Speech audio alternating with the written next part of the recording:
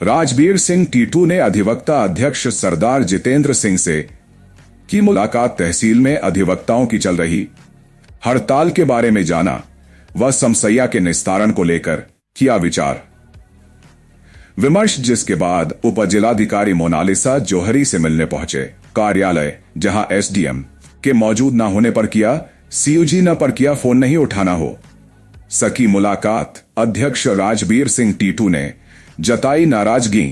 तहसील में अधिवक्ताओं की कुछ समय से चल रही है हड़ताल, क्षेत्रवासी है परेशान। बिलाल अख्तर की रिपोर्ट।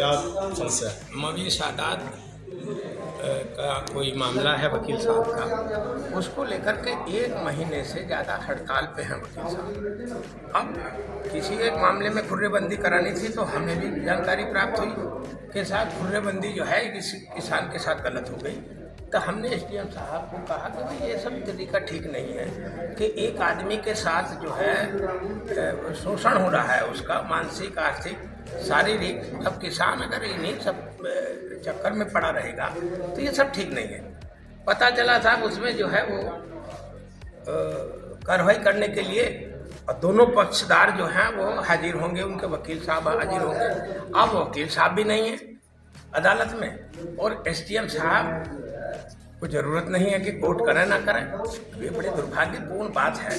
यहाँ का सांसद, यहाँ के विधायक जी, अब अगर मान लीजिएगा मैं सरदार जी अध्यक्ष हैं, यहाँ एसोसिएशन के प्रेसिडेंट हैं, इस तहसील में जो वकील साहब लोग हैं इनके अध्यक्ष साहब वो कर रहे हैं, प्रतिनिधित्व कर रहे हैं। मान लीजिएगा अगर विधायक बैठे हैं, 1 महीने में तो आते हैं ना यहाँ, 1 सप्ताह में विधायक जी, तो उनको बुला के कहना चाहिए था आपको। अगर विधायक जी भी नहीं सुन रहे थे तो आपको सांसद जी कहना चाहिए था।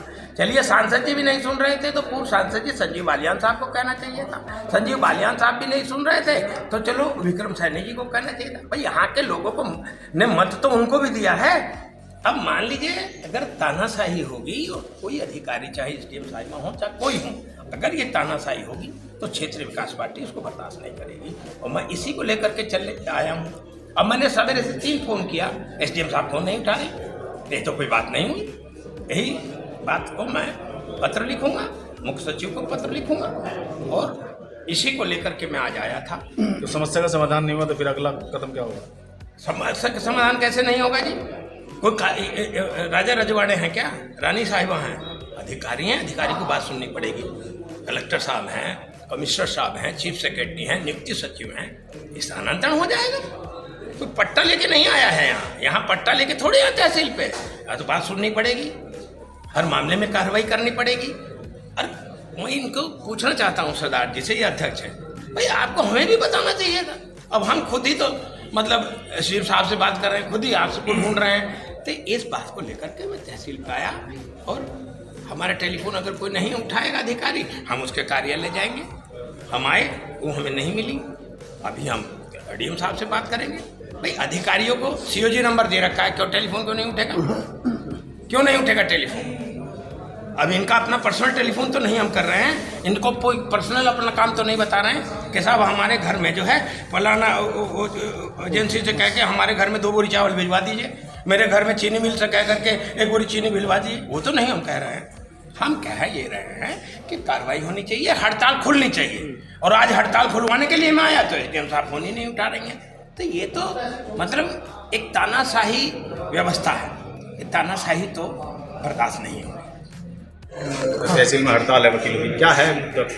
हमारा एक वकील है परवीर, अंतवाड़े गांव के रहने वाले हैं। उनकी ज़मीन है सादात में और उस भूमि पे विवाद है। पिछले 2-3 काफ़ी समय से विवाद चल रहा है। जो हमारे वकील साहब की ज़मीन थी वो तो खाली करवा दी इन्होंने, जाके खड़ी फसल पे ट्रैक्टर चलवा दिया, कोई सूचना नहीं करी, कुछ नहीं करी। और उसके अतिरिक्त 150 मीटर ज़मीन अतिरिक्त पे ट्रैक्टर चला दिया। किसने चलवाया ट्रैक्टर? एसडीएम साहब ने और तहसील साहब, पहले की बात है, इनके टाइम की बात है। जो दूसरी पार्टी है जिसने पैसे दे रखे हैं उस पार्टी के कहने पे चलवाया।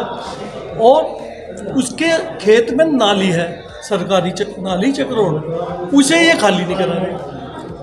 हमने कहा कि इसे खाली, उसे भी जब हमारी वकील साहब की आप ज़मीन पे चक्रोड़ को आपने खड़ी फसल को नष्ट करके गन्ने की फसल खड़ी हुई थी उसे नष्ट करके आपने खाली करा ली, तो उसे क्यों नहीं खाली करा रहे आप? उसे एक इतना लंबा समय क्यों दे रहे?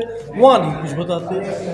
क्या रहेगी हड़ताल कब तक जारी रहेगी? हड़ताल तब तक जारी रहेगी जब तक कि वो नाली नहीं खुलेगी और इसकी सही पैमाइश नहीं होनेगी।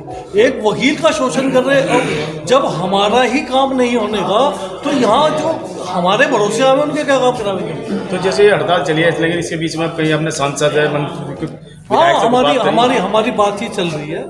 हमारी नेता जी से बात हुई और मंत्री जी से बात हुई।